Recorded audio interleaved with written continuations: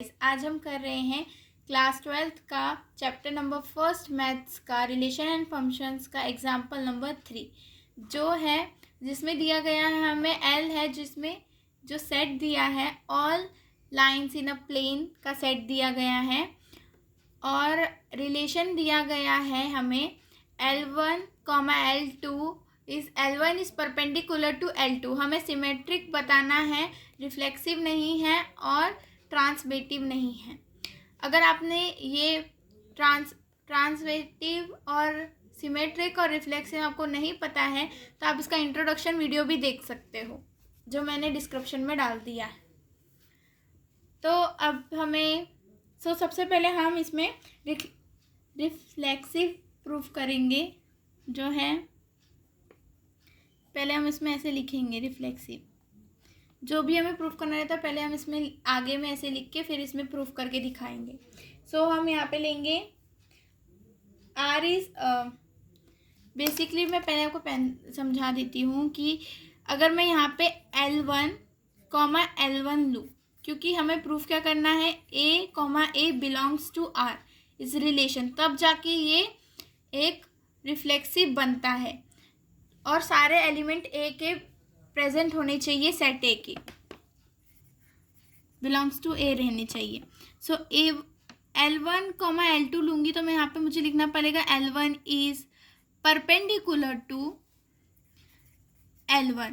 क्या ये पॉसिबल है? नहीं। अगर मैं ऐसी एक लाइन खींचूँ और L1 इसमें प्रूफ करूँ तो ये ऐसी हो जाएगी, ये एक परपेंडिकुलर नहीं कहलाएगी, तो इसीलिए ये रिफ्लेक्सिव नहीं है।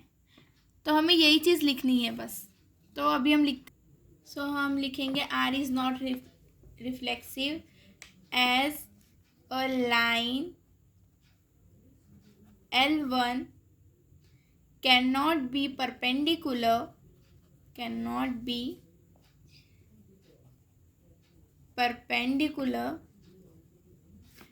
to itself। वो खुद से परपेंडिकुलर नहीं हो सकता है, इसीलिए ये रिफ्लेक्सिव नहीं है। इसमें लिखेंगे therefore दैट इज करके लिखेंगे, that is L1, L1 is not belongs to R, so therefore R is not reflexive। हमने लिख लिया है तो इसमें नहीं लिखेंगे। यहाँ पे अब हम सिमेट्रिक लिखेंगे। सिमेट्रिक में अब जैसे कि मैं बताऊँ, अगर मैं यहाँ पे एक लाइन ड्रॉ करूँ L1 की और यहाँ पे L2 की लाइन प्रूफ करूँ, यहाँ पे एक L2 की लाइन ड्रॉ कर दिया मैंने, तो ये परपेंडिकुलर है। L1 L2 का परपेंडिकुलर है, हम बता सकते हैं, तो L2 भी L1 के परपेंडिकुलर होगी ही ना, तो हम ये सिमेट्रिक हो सकती है क्योंकि L1 L2 का परपेंडिकुलर है तो L2 L1 का परपेंडिकुलर हो सकता है। हम इसमें लिखेंगे लेट, अज्यूम करना पड़ेगा इसमें पहले हमें कि L1 और L2 तो हमें अज्यूम करना पड़ेगा। Let L1, L2 belongs to R। इसमें हम लिखेंगे L1 is perpendicular, L1 is perpendicular to L2। अब इसको हम उल्टा भी लिख सकते हैं, L2 is perpendicular, L2 is perpendicular to L1। इससे हम लिख सकते हैं L2, L1 belongs to R। हमें यही प्रूफ करना था, A, B belongs to R, B, A is also belongs to R हमें प्रूफ करना रहता है। हमने वो कर दिया है, तो ये है R इज सिमेट्रिक। अब हम ट्रांसवेटिव का देख लेंगे। हाँ, तो हम ट्रांसवेटिव दिखाने के लिए अगर मैं आपको बताऊं कि L2 के परपेंडिकुलर है, अगर मुझे अभी तीसरी लाइन चाहिए क्योंकि ABC तीनों चाहिए हमें, तो मैं यहाँ पे लिख दूंगी, पहले हम अज्यूम कर लेंगे let L1, L2 and L3 belongs to set L हमें सेट दिया है तो इसके होना चाहिए, और हम मेरे पास L1 L1 comma L2 belongs to R, हमने अज्यूम किया, ये तो हमारे पास रहेगा ही, and L2 comma L3 belongs to R relation में है, ये है, हमको अज्यूम कर लिया हमने ये। अगर मैं इसमें आपको बताऊं, जैसे कि L2 है, L1 है, अगर मुझे L1 के परपेंडिकुलर L2 तो हो गया, L2 के परपेंडिकुलर L3 कहाँ ड्रॉ करूं कि ये परपेंडिकुलर रहेगा, तो मैं ऐसे कर देती हूँ ड्रॉ, ये L3 है।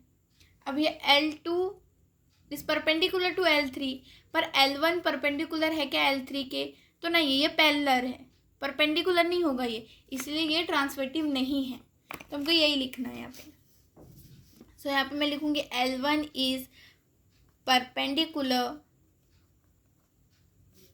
To L2 and L2 is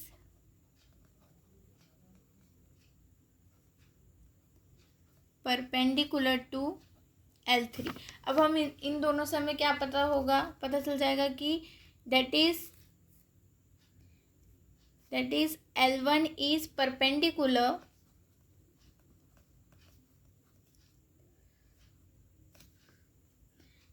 L1 is perpendicular to L3। सो मैं इससे लिख सकती हूँ कि L1 comma L3 belongs to R। So ये therefore R is transitive. So हमें इसमें यही प्रूफ करना था इस क्वेश्चन में, सो हमने कर दिया। तो अब हम करेंगे एग्जाम्पल नंबर 4, जिसमें हमें एक सेट दिया 1 2 3 4 का और एक रिलेशन दिया है ये, और इसमें हमें प्रूफ करना है रिफ्लेक्सिव ट्रांसवेटिव एंड सिमेट्रिक। प्रूफ करना है कि सिमेट्रिक नहीं है, ट्रांसवेटिव भी नहीं है, बस रिफ्लेक्सिव है, हमको ये प्रूफ करना है। सो मैंने इसको लिख लिया है कि ए सेट मैंने कंसिडर किया है, let A 1 2 3 4 1 2 3 and R relation जो दिए गए हैं, हमें रिफ्लेक्सिव बताना है। सबसे पहले तो हम यहाँ पे रिफ्लेक्सिव लिख लेते हैं। सो रिफ्लेक्सिव हमको इसमें रिफ्लेक्सिव में हमें क्या प्रूफ करना रहता है, A comma A is belongs to relation and A is belongs to capital A, set में बिलोंग्स रहना चाहिए। तो इसके सारे एलिमेंट्स प्रेजेंट है, 1 कॉमा 1 2 कॉमा 2 3 कॉमा 3 सब प्रेजेंट है। तो हम इसमें लिखेंगे आर इज रिफ्लेक्सिव, क्योंकि 1 कॉमा सब प्रेजेंट है, क्योंकि इसके सारे एलिमेंट्स, इसीलिए are is reflexive since 1 comma 1 2 comma 2 and 3 comma 3 lie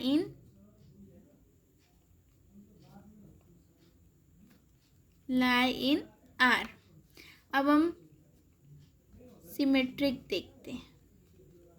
symmetric है क्या, मतलब A comma B belongs to R रहना चाहिए, इम्प्लाइज दैट कि बी कॉमा ए भी रिलेशन में रहना चाहिए। सो जैसे कि यहाँ पे 1 कॉमा 2 है, पर 2 कॉमा 1 नहीं है, तो ये सिमेट्रिक नहीं है।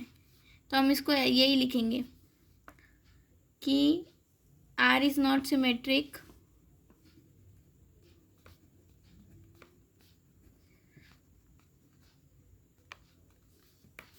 not symmetric 1 comma 2 belongs to R but 2 comma 1 is not belongs to R। अब हम ट्रांसिवेटिव देख लेते हैं। ट्रांसिवेटिव है क्या, ए 1 कॉमा 2 है, 2 कॉमा 3 भी है, 1 कॉमा 2 है, 2 कॉमा 3 भी है, पर 1 कॉमा 3 नहीं है, तो ये भी ट्रांसवेटिव भी नहीं है ये। सो हम इसमें लिखेंगे R is not transitive. 1 comma 2 belongs to R, 2 comma 3 belongs to R, but 1 comma 3 is not belongs to R. 1, 2 is belongs to R, 2, 3 belongs to R, but 1, 3 is not belongs to R, so it is R is not transitive. यही हमें proof करना था, वो हमने कर दिया इस question में. सो अब हम करेंगे नेक्स्ट क्वेश्चन. सो अब हम करेंगे एग्जाम्पल नंबर 5, जिसमें हमें एक सेट दिया गया है इंटीजर का सेट दिया गया है और रिलेशन क्या है, a, b है जो 2 डिवाइड्स a माइनस b है. अगर मैं यहाँ पे a, a लूँ, मतलब a minus a equals to 0 हो जाए. 0 भी इंटीजर है, मतलब ये रिफ्लेक्सिव तो है. तो मुझे यही लिखना है, तो मैं लिखूँगी यहाँ पे रिफ्लेक्सिव. पहले लिख लेते हैं जो रिफ्लेक्सिव है, तो यहाँ पे लिखेंगे R is reflexive.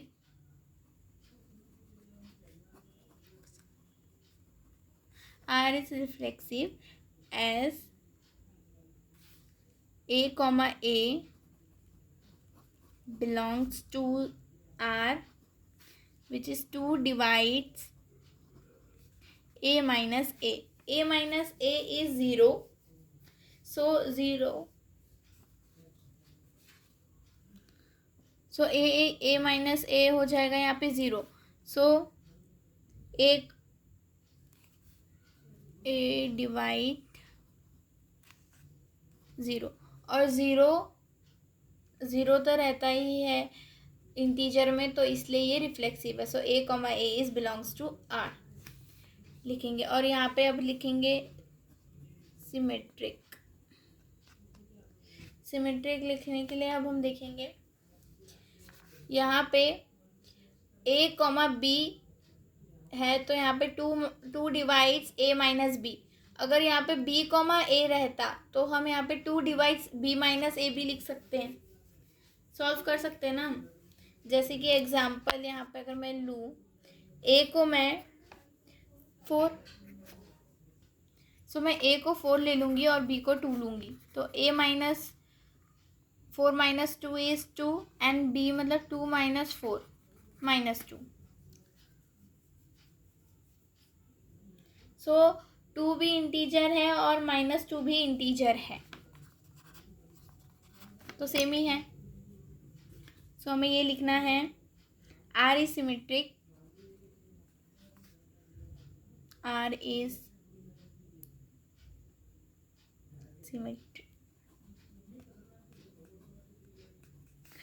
Symmetric if a, b belongs to R is 2 divides a minus b. So 2 divide b minus a.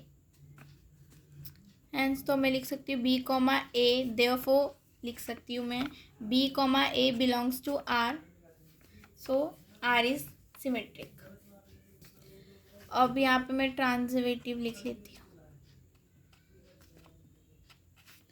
ये ट्रांजिटिव होगा क्योंकि अगर मैं यहाँ पे लिखूँ a, b is 2 divides a minus b, as b, a is 2 divides b minus a. so हाँ, तो फिर मैं पहले लिख के दिखा देती हूँ. R is transitive if a, b belongs to R and b, c belongs to R. so इसमें लिखूँगी मैं 2 divides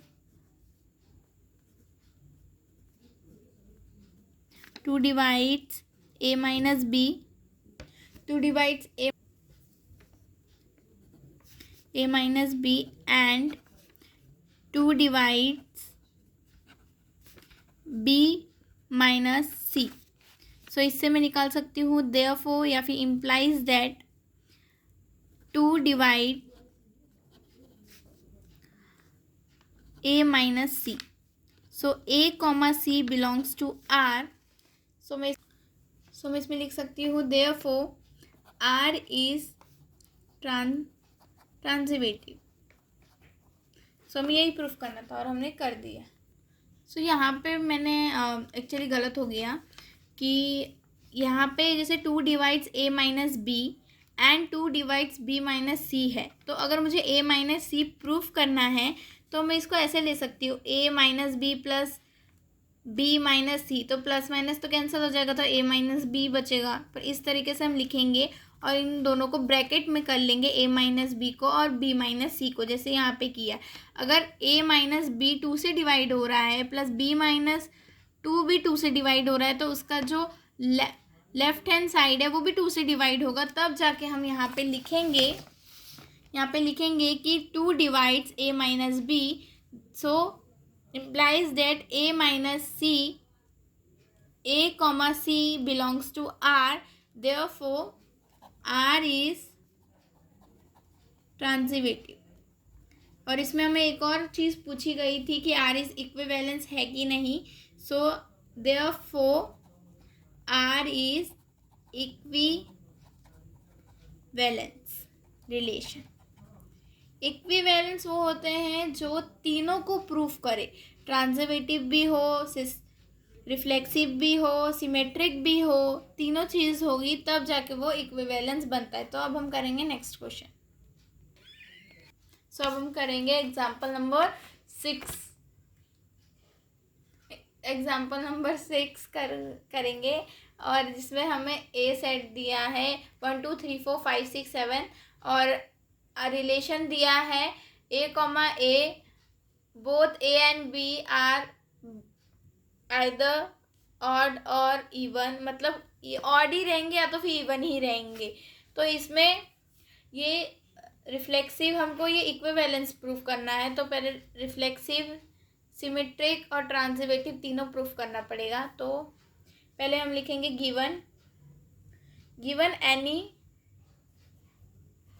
given any element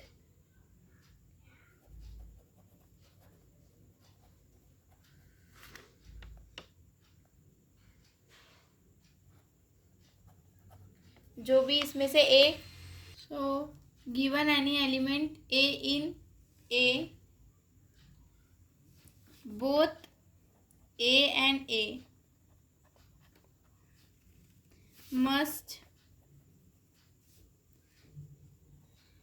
be either odd or even, so that a comma a belongs to R। हाँ, तो इसमें हमने लिखा है कि कोई भी ए एलिमेंट हमने ए कंसीडर लिया है, मतलब 1 2 3 4 को ए मान लिया है इन जनरल वे। ए जो भी है ए सेट के अंदर, कैपिटल ए सेट के अंदर जो वो ए कॉमा ए होगा, मतलब बोथ ए एंड ए होगा, तो दोनों में ऑड होगा या फिर इवन होगा। तो इसीलिए हमने कहा है कि ए कॉमा ए रिलेशन में है, इसलिए ये रिफ्लेक्सिव है। क्योंकि अगर मैं सेम ही एलिमेंट लूँ तो ऑड रहेगा वही सेम एलिमेंट या फिर इवन रहेगा वही सेम एलिमेंट, इसीलिए हमने इसको रिफ्लेक्सिव लिया। अब हम इसको सिमेट्रिक में लिया। अब हम समझेंगे सिमेट्रिक। हमने लेट किया A and B are belongs to relation, so both A and B are either odd और इवन।